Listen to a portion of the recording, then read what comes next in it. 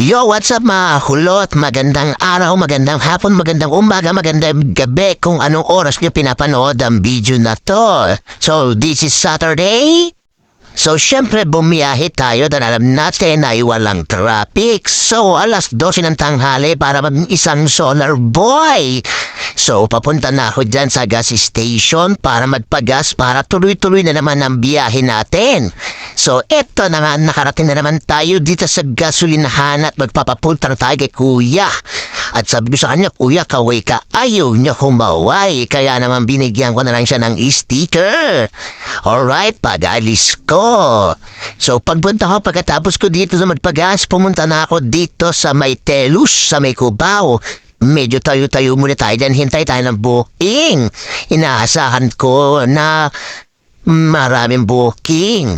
Pero syempre dahil Sabado, hindi natin alam kung talagang may maraming ang booking talaga. So eto, nakakita ko ng dalawang kapwa rider natin na angkas. Syempre tanungan na naman kung ilan na naman ang biyahe. So sa mga oras na yan is magbigay ako ng sticker sa kanila. Sabi ko na lang mga tol, mga Paps, ba pwede akong pasupport? Siyempre, baguhan pa lang tayo sa motovlog. Kaya, sabi nila, sige, Paps, ano ka namin, papalo ka namin. Sabi ko naman, maraming salamat. So, nakakuha naman ako dito sa may Tower A ng press book natin si Ma'am. Sabi niya, mag-gym daw siya. Ang hatid ko naman sa kanya sa Bridge B, yan. Doon dyan sa may Katipunan. Tara, sabi ko, Ma'am, tara, sakay na. Ang pamasahe niya ba dyan is 56 pesos. Yan.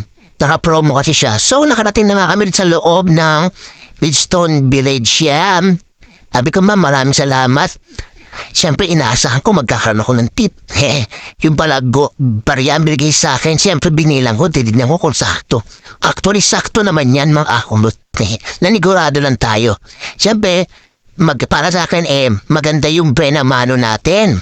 So after niya nakakuha tayo dito sa bandang C5 sa may Eastwood, si Ma'am ay napakaganda ng pamasahe. Dala natin doon sa kanya ay World Trade Center sa may Pasay.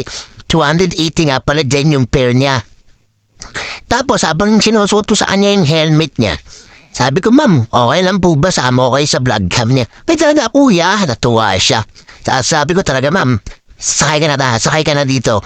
Yun, medyo maganda yung biyahe namin dyan dahil tuloy-tuloy lang ng diretso ng Pasipay. Halos wala talagang sasakyan. So, nakarating na nga kami sa World Trade Center. Yan. Alright. Natutuwa naman ako dahil binigyan ako ni Ma'am dyan ng 300 pesos. Dahil wala nga akong panukuli. Wala pa tayong barya kasi pangalawa pa lang natin si Ma'am. At sa mga oras niyan ay si Ma'am ay nanghingi sa akin ng sticker. Yan, dahil 500 pesos yung pera niya na buo. Wala tuloy akong maipalit. Kaya sabi ko, wait lang, mabababait ko kayo sa tropa natin kapwa din nalala mo. So yan na nga pinapalitan na nga ni Paps. Sabi ko, tinanong ko kung malakas Sabi niya, okay naman daw. Lalo na magdi-December, syempre. So yan na nga napalitan na nga ni Paps. Sabi siya, Paps, saludo ko sa'yo. Maraming salamat. Laban lang para sa pamilya. Alright? Tapos binigay ko na kay Ma'am yung tsokuli niya. At sabi niya sa akin, Kuya, pwede ba kitang picturean kasama ng sticker?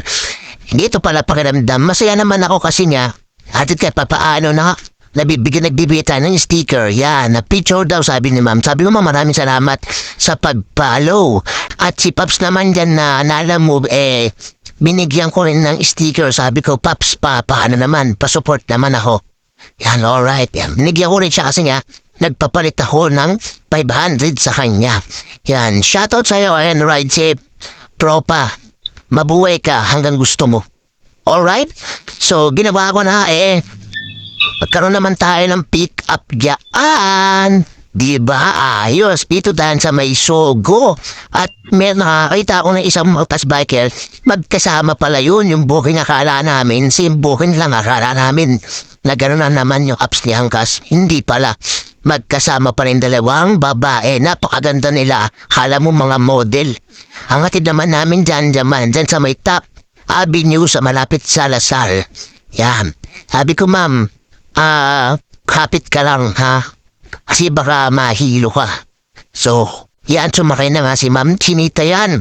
Napakaganda. So, eto na nga nakarating na kami dito sa Top Avenue. Kan sabi ni Ma'am sa akin, Kuya, nakakahilo naman yung pagdadrive mo. Sabi ko, Ma'am, mabagal na nga lang tayo eh. Kaya nga pagbaba ni Ma'am dyan, pantanggal ang helmet, medyo tumundo, parang tumumba pa siya dyan. Sabi niya, Kuya, nakakahilo. Sabi ko, Ma'am, hindi naman, mabagal lang tayo eh. Tapos ayan, nakakuha naman tayo si Ma'am dyan sa Fillmore sa may Makati. Yan, alright. Kaya sa taray, Mami, atid na kita. Tapos sabi ko, Ma'am, dyan lang naman yan sa may PRC. Yan, sa Ayala Mall malapit sa may PRC. Alright, nakarating na nga tayo. At binigyan ako ni Ma'am ng tip dyan na 15 pesos. Kaya tuwan-tuwa na naman ako. Siyempre, binigyan ko si Ma'am ng sticker. Kaya sabi ko, Ma'am, baka pwedeng pa-support naman ako, papalo, ha? Okay, Kuya. Maraming salamat. Siyempre, nakakaida na booking tayo, ha? Basta nakakuha na naman tayo.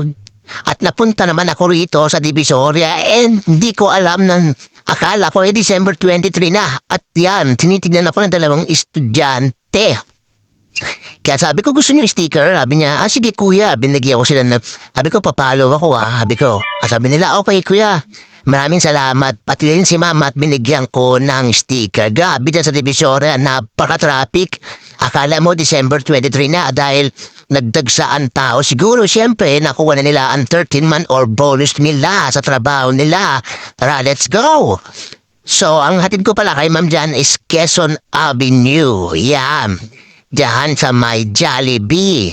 So, malapit na siya sa tambayan namin sa Urban. Tambayan ng URC sa grupo ko. At ginawa ko nga dyan, after nyan, siyempre medyo nagugutom na ako at sobrang init. Solar boy ang datingan ko dyan. Pumunta naman ninaw sa tambayan namin at wala akong nadatnan. Kahit isa. Kaya ang ginawa ko dyan, nagkape na lang muna ako. Pero sa kaulanan ay may dumating na isang kagrupo namin. Sabi ko, tara kape tayo rito. Kaso, hindi ko na siya nakuhanan ng kamera. At meron lumapit sa akin na isang babae. Hinalok ako ng ATM, hindi ko na sasabihin kung anong pangalan. Yan, ayan siya si Ma'am. Sabi ko, Ma'am, kaway ka. At binigyan ko siya ng sticker. Alright. So, yung mga ibang booking ko dyan, hindi ko na siya pinakita. Kaya inabot na ako ng gabi. So, eto na nga, pauwi na tayo sa bahay dahil gabi na at namimiss ko na yung mga anak ko. Hanggang dito na lang. Bye!